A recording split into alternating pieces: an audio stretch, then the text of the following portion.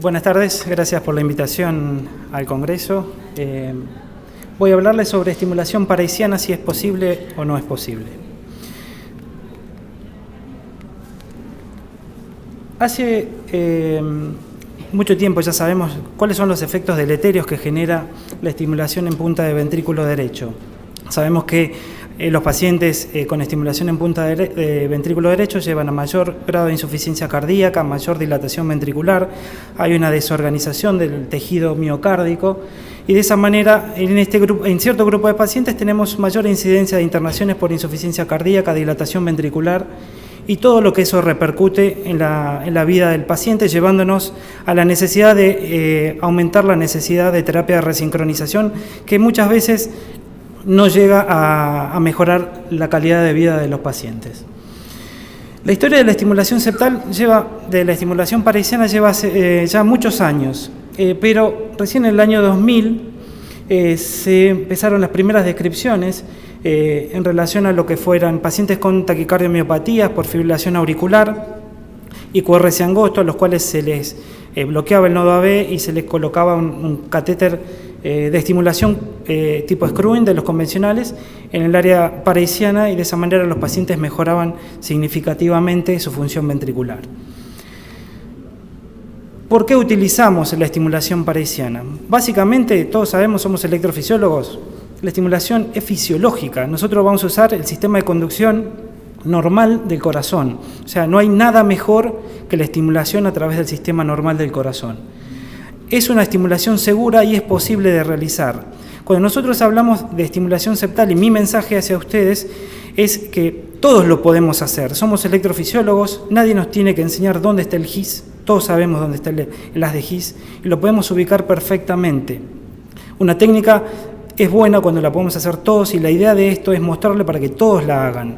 No tiene que ser exclusiva de un grupo de investigación y de un grupo de médicos. La idea es que se animen y la hagan para que sea una técnica que lo usemos todos y esté dentro de la parte de formación de cualquier electrofisiólogo como lo es el implante de un marcapasos convencional. La estimulación septal evita el bloqueo de rama izquierda y al evitar el bloqueo de rama izquierda evitamos todas las consecuencias que esto pueda generar. Las internaciones por insuficiencia cardíaca, la dilatación ventricular y todo lo demás que ya venimos diciendo. Un poco de fisiología para recordar un poco lo que es la fisiología del haz de GIS. El haz de GIS se comporta como si fuera un cable con muchas fibras en sentido longitudinal, que está cubierta por un sistema fibroso que le sirve como de aislante, de tal manera que se pueden interconectar las fibras entre sí a través de conexiones interfibrilares, pero la estimulación no puede salir hacia afuera, sino que va hacia la porción distal del sistema de conducción, llega a la fibra de Purkinje y a partir de ahí se despolariza el miocardio. Es decir, el sistema eléctrico tiene una sola dirección. Nosotros podemos obtener dos tipos de estimulaciones paraysianas. Una estimulación paraysiana directa, es decir, también la llamamos selectiva, que es la estimulación cuando nosotros penetramos directamente sobre el haz de GIS. Es decir, llegamos con el catéter al interior del haz de GIS y a partir de ahí el estímulo eléctrico pasa a alta velocidad hacia el sistema GIS-Purkinje. La segunda forma de estimulación es la estimulación no selectiva, es decir, estimulamos sectores cercanos al haz de GIS, porque muchas veces no podemos llegar al haz de GIS porque tiene una cobertura de tejido miocárdico importante y al estimular zonas cercanas a donde está el haz de GIS, podemos penetrar al haz de GIS y de esa manera aumentar la velocidad de conducción a través del sistema de conducción normal. ¿Cuál de las dos es mejor? Las dos son válidas. Mientras podamos penetrar en el haz de GIS, ambas estimulaciones son válidas. Después tenemos lo que es el concepto de disociación longitudinal. Como ustedes saben, esto lo describió Narula hace unos años atrás, en donde estimulando diferentes zonas del haz de GIS podía eliminar el bloqueo de rama izquierda. Sabemos que ante la presencia de un bloqueo en el sistema de GIS y estimulamos por detrás del bloqueo, el bloqueo persiste, pero podemos estimular por delante del haz de GIS y de esa manera eliminar el bloqueo de rama izquierda, por ejemplo, o un bloqueo de algún sistema del haz de GIS. Pero existen otros sistemas como el sistema XTIM, que es un sistema de alta energía, que sin necesidad de penetrar dentro del haz de GIS o de ubicarlo por delante del bloqueo, podemos capturar todo el sistema de conducción y borrar el bloqueo de rama izquierda sin la necesidad de estar por delante de la zona del bloqueo. Este es un sistema de estimulación en investigación y seguramente va a ser muy beneficioso para los pacientes en el futuro. Vamos a ver qué es. Y esto es lo que obtenemos. ¿Qué es lo que buscamos nosotros cuando queremos hacer estimulación parisiana? Tratamos de que el electrocardiograma sea lo más similar al QRS del paciente que tiene de base. Como ustedes pueden ver, acá tenemos el QRS estimulado y el QRS normal.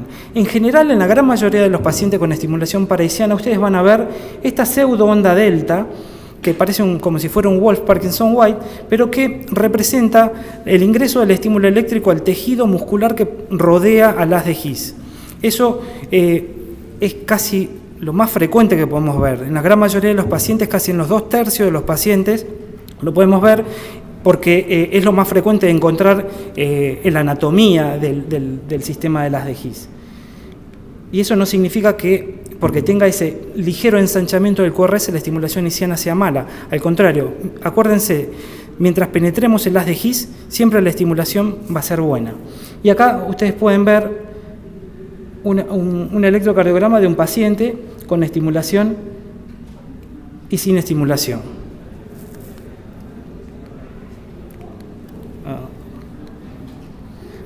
Y esto es una estimulación no selectiva, ¿bien? Ven un QRS un poquitito más ancho, pero fíjense que el QRS no es tan ancho y mantiene el eje del paciente. Y de esa manera no evitamos la generación de un bloqueo de rama izquierda y de esa manera evitamos desincronizarlo. Y acuérdense, lo más frecuente de ver es esa onda delta. La van a ver en la gran mayoría de los pacientes, pero no significa que la estimulación sea incorrecta. Esto también pasa. Tenemos un paciente con bloqueo de rama derecha y podemos estimular justo por detrás y podemos sostener incluso, podemos incluso hasta mantener con la estimulación isquiana o parisiana, podemos llegar a sostener incluso hasta el bloqueo de rama derecha durante la estimulación.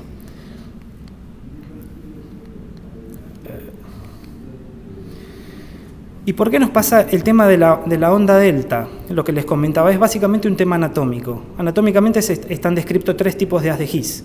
Un haz de GIS que es el más frecuente, es el tipo 1, que es un haz de GIS que corre por debajo del septum membranoso, está cubierto por una pequeña capa de tejido miocárdico, de tal manera que la estimulación ahí, de acuerdo a si captamos o no el tejido miocárdico circundante, va a ser selectiva o no selectiva. El tipo 2, que le sigue en frecuencia, es un GIS un poco más profundo, la capa muscular es más gruesa, es difícil penetrar esa capa muscular y en este tipo de haz de GIS siempre vamos a obtener una estimulación no selectiva. Y el tipo 3, que es el más descubierto de todo, es casi subendocárdico, está casi desnudo, entonces ahí la estimulación isquiana pura, la estimulación selectiva va a ser mucho más frecuente de encontrar. Pero es estadísticamente el menos frecuente. Esto es lo que actualmente está en boga en todos lados, es la técnica de implante en marcapasos parisiano, que lo viene promocionando una empresa que utiliza una vaina especial, un catéter especial, que requiere la medición de las de GIS, lo que hace un poco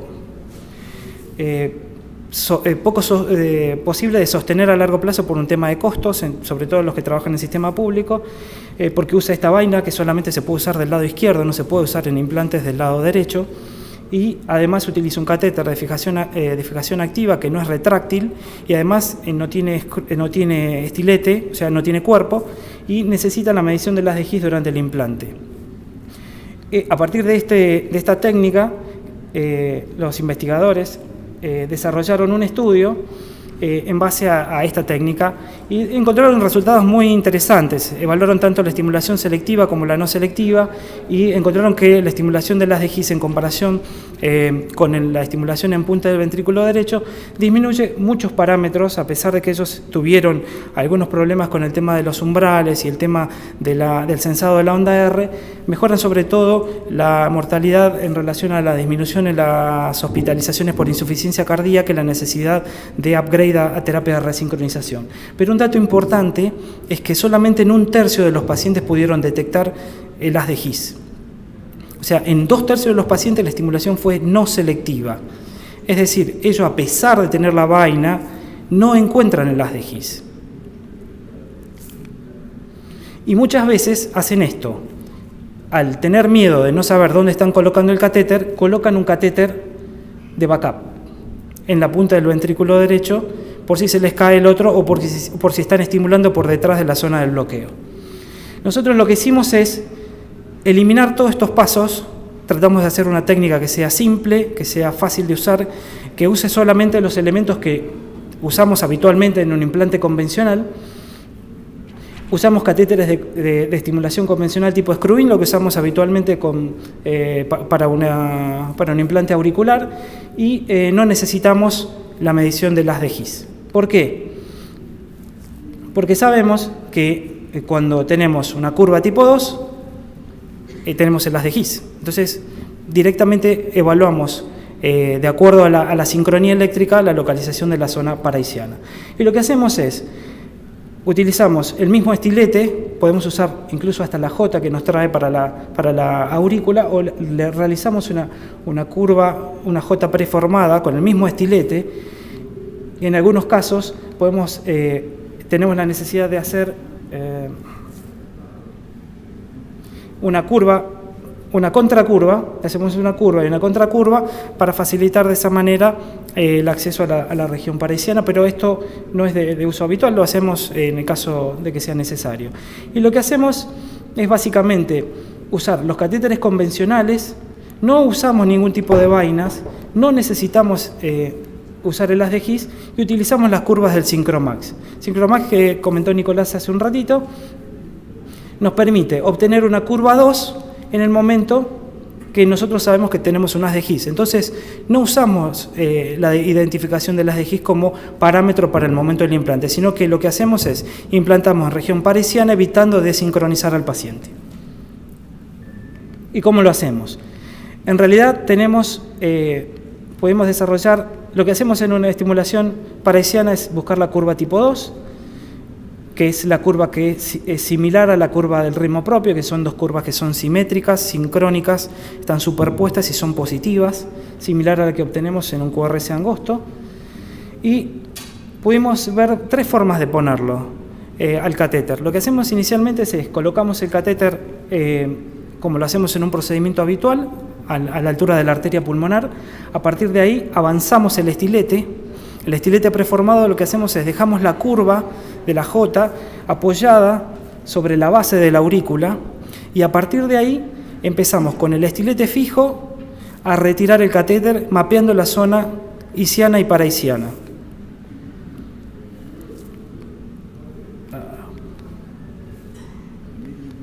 Sí.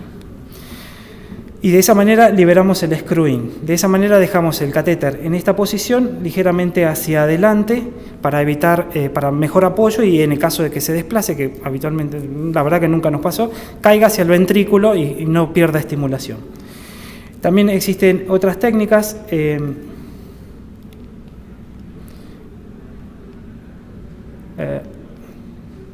En el caso de que tengamos ventrículos más alargados, más horizontalizados, podemos pasar directamente al ventrículo, retraerlo hacia la zona de la zona isiana y liberar el screw-in en esa zona, dejando la misma curva que la anterior.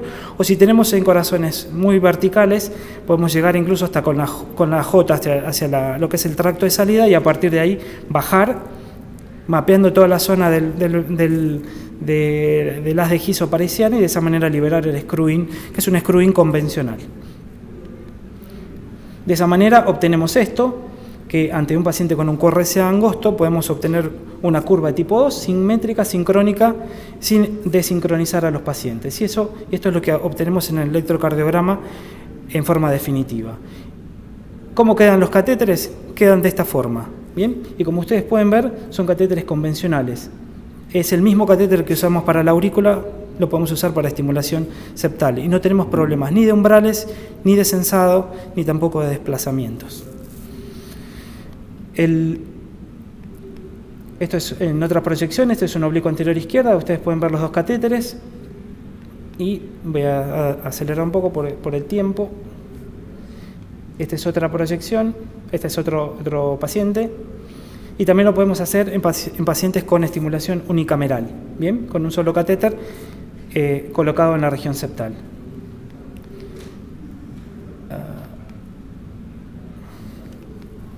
Nosotros también estamos investigando en lo que es síndrome de Brugada, así que nuestras próximas investigaciones van a estar relacionadas a lo que es la colocación de desfibriladores con catéteres de estimulación en la región paresiana, que es factible, es posible y no necesitamos ningún tipo de vainas ni ningún tipo de dispositivo especial, solamente Syncromax. Nosotros a partir de esto desarrollamos un algoritmo, el algoritmo lo desarrollamos en base a lo visto anteriormente.